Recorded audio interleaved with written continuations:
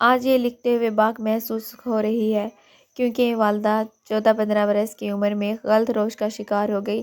بے شک ماں کے بارے میں بیٹی کو ایسی باتیں لکھنا زیب نہیں دیتا، لیکن میری والدہ کی داستان انہی الفاظ سے شروع ہوتی ہے۔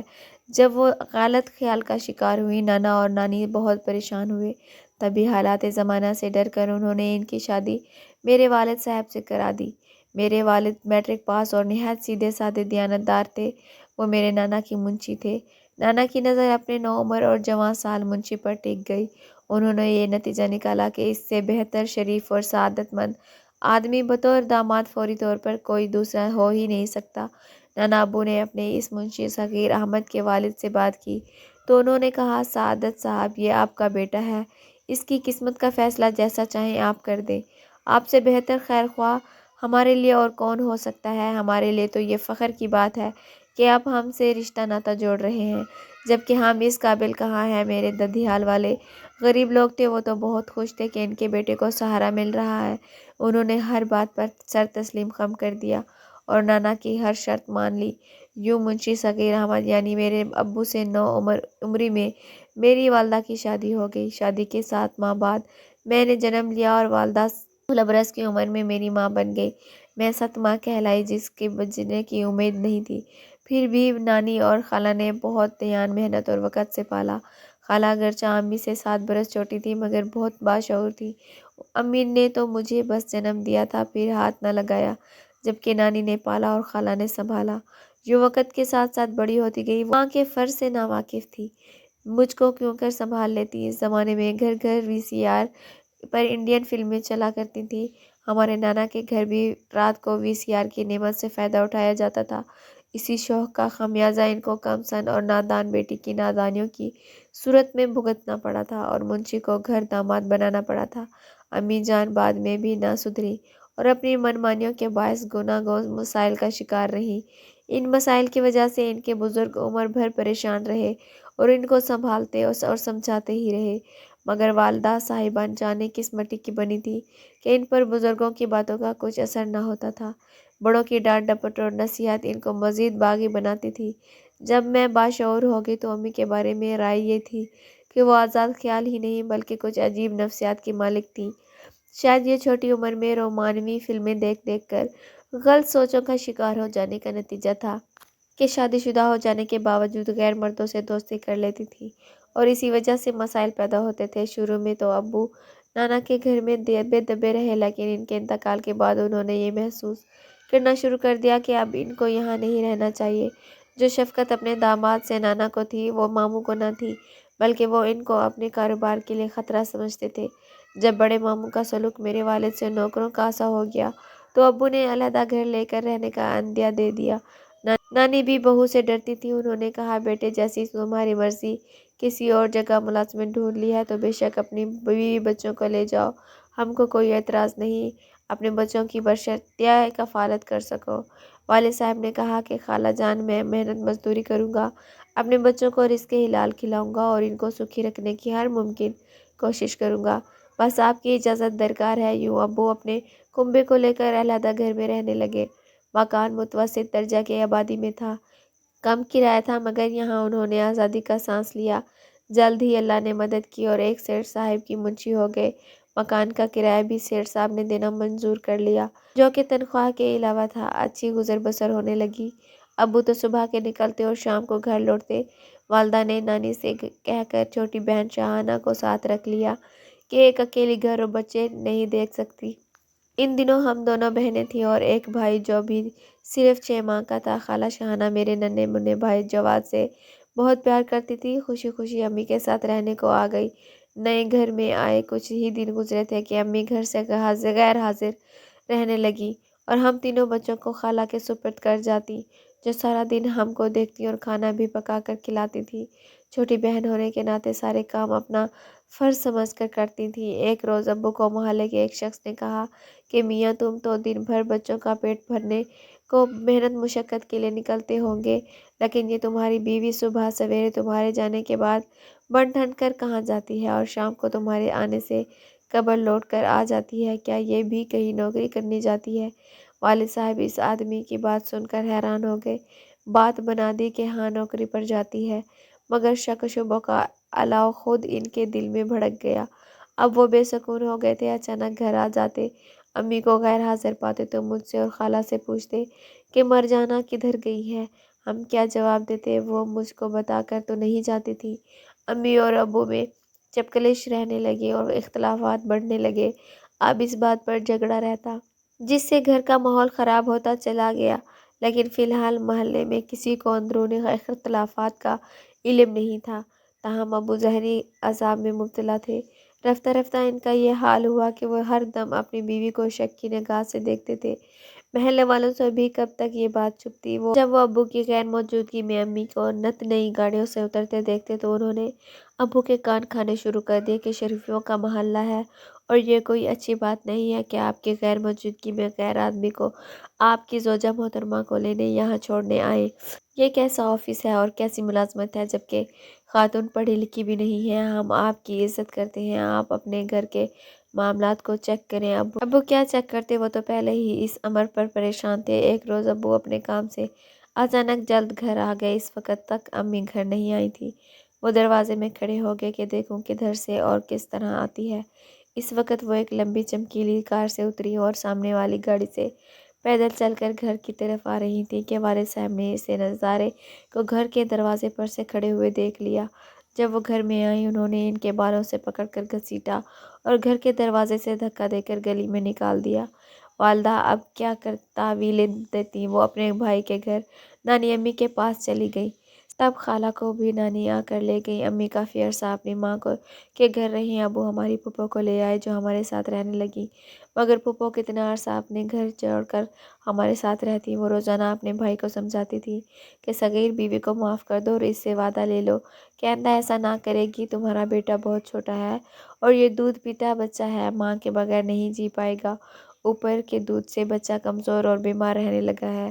بہن کے سمجھانے سے ابو ہماری نانی کے گھر گئے۔ نانی خود چاہتی تھی کہ بیٹی کے شوہر سے صلح ہو جائے تاکہ چھوٹے بچوں کو ان کی ماں کی جدائی نہ سہنی پڑے۔ والدہ سے وعدہ لیا گیا آئندہ ایسی غلطی نہ کریں گی اور بغیر شوہر کے اجازت گھر سے نہیں نکلیں گی۔ وہ بھی شاید ہمارے لیے اداس تھیں۔ وعدہ کیا اب ایسا کوئی قدم نہیں اٹھاؤں گی جس سے گھر کی عزت پر حرف آتا ہو۔ امی گھر لوٹ آئیں۔ ہم بچے تو خوشی سے دیوانے ہو رہے تھے۔ وہ بھی کچھ عرصہ تک ابو سے کیے وعدے پر قائم رہیں، لیکن شاید وہ اپنی فطرت سے مجبور تھیں کہ پھر سے وہی حال ہو گیا اور ان کی ایسی حرکتوں سے ہماری عزت جاتی رہی۔ جب والد صاحب محلے میں کسی کو منہ دکھانے کے قابل نہ رہے تو انہوں نے ملازمت سے چھٹی لے لی اور امی کی نگرانی کو گھر بیٹھ گئے۔ امی بھی خاوند کو نفرت کی نگاہ سے دیکھتی تھی اور جھگڑا حد سے بڑھا تو ابو گھر چھوڑ کر چلے گئے۔ وہ کافی دن نہ لوٹے جب محلے والوں نے ایسی باتیں کرنا شروع کر دیں کہ اس عورت نے شاید کچھ غلط آدمیوں کی مدد سے اپنے خاوند کو مروا دیا ہے۔ ان باتوں سے ہی رہی سہی عزت جاتی رہی اور ہمارا محلے میں رہنا دشوار ہو گیا۔ محلے والے الگ پریشان کرتے۔ تب امی نے سوچا کہ اس سے پہلے بات پولیس تک جائے، یہاں سے نقل مکانی کر لینی چاہیے۔ سامان اٹھا کر ہماری والدہ نزدیکی شہر چلی آئی۔ نیا شہر، نیا محلہ اور نئے لوگ تھے جو ہم کو جانتے نہ تھے۔ انہوں نے خوش دلی سے خوش آمدید کہا اور یہاں ہم سکون بھری زندگی گزارنے لگے۔ یہاں آئے 6 ماہ گزر گئے۔ میں والد کو یاد کرتی تو چھپ چھپ کر روتی۔ والدہ نے اتنا پیسہ اکٹھا کر لیا کہ اپنا گھر خرید لیا۔ اس اثناء میں نانی وفات پا گئی۔ خالہ کو بھابھیوں نے تنگ کیا تو وہ مستقل ہمارے گھر آ کر رہنے لگی۔ امی نے اب ان کے ذہن بھی بگاڑ پیدا کر دیا اور وہ بھی ویسی ہی ہو گئی جیسی امی تھی۔ اب میں 15 برس کی باشعور تھی، کافی باتیں سمجھنے لگی تھی، حساس تھی۔ جب والد کے بارے میں سوچتی تو کلیجہ منہ کو آنے لگتا۔ خالہ سے بہت لگاؤ تھا۔ جب ان کو بھی ماں کی روش پر چلتے پایا اور زیادہ صدمہ ہوا، سوچ بھی نہ سکتی تھی کہ وہ بھی ماں جیسی ہو جائیں گی۔ اب میں اتنی بڑی ہو چکی تھی کہ چھوٹے بہن بھائیوں کو سنبھال سکتی تھی۔ امی اور خالہ بچوں کو مجھ پر چھوڑ کر گھر سے چلی جاتی۔ میں 8ویں میں تھی، مجھے پڑھائی چھوڑنی پڑی۔ لوگ یہاں بھی جیم گوئی کرنے لگے، وہ ہم کو غلط سمجھنے لگے۔ امی سے سلام دعا ترک کر دی۔ ان دنوں میں اتنی پریشانی تھی کہ کیا بتاؤں، سمجھ میں نہ آتا تھا کہ کیا کروں۔ पढ़ाई छूट जाने का बेहद सदमा था। आखिर एक तरकीब समझ में आई।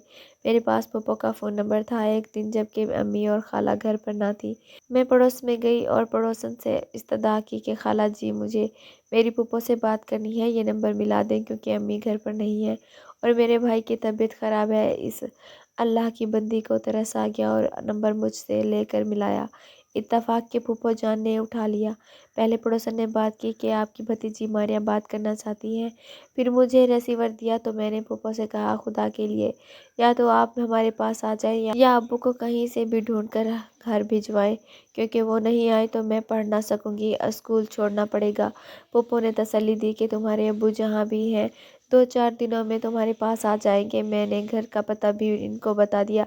अब्बू अपने भाइयों के घर थे। फूफो ने जब मेरा पैगाम दिया तो खुद पर काबू न रख सके। शफकत पादरी ने जोश मारा और वो आ गए। मैंने कहा, अब्बू मेरी खातिर घर रहे ताकि हालात और ख़राब ना हो। वालिदा जैसी भी हैं, कम अज़ कम हम दोनों बेटियों के मुस्तकबिल के बारे में सोचें। अगर आप ऐसे ही रोते रहे तो फिर हमारा क्या बनेगा। बात अब्बू को समझ में आ गई और जब वालदा आई तो उन्होंने झगड़ा ना किया मगर प्यार से समझाया कि सुधर जाओ, अपनी रोश बदलो, अपने बच्चों की खातिर घर पर रहो। मैं कमा कर तुमको अपने बच्चों को पालूंगा। ज़्यादा की हिर्स में इज्जत को दाव पर ना लगाओ। घर से तो इज्जत गई, बाहर से ना जाए तो बेहतर है। इसी वजह से वापस आ गया हूँ। वालिद साहिब को बीवी को समझाने के सिवा चारा न था। बीवी की गलत रोज से मुर्दा हो गए थे, फिर भी हमारी खातिर जिंदा रहना चाहते थे। नहीं चाहते थे कि अब इस जगह से भी बेइज्जत होकर निकले। अब इनके आने से लोगों की चैमगोइयाँ बंद हो गई थी, लेकिन मेरी माँ ने अपना चलन न बदला। हमारा घर बेसुकून ही रहा। वालिद शाह को शुबा की आग में जल जल कर भस्म हो रहे थे, मगर बच्चों के साथ रहना चाहते थे।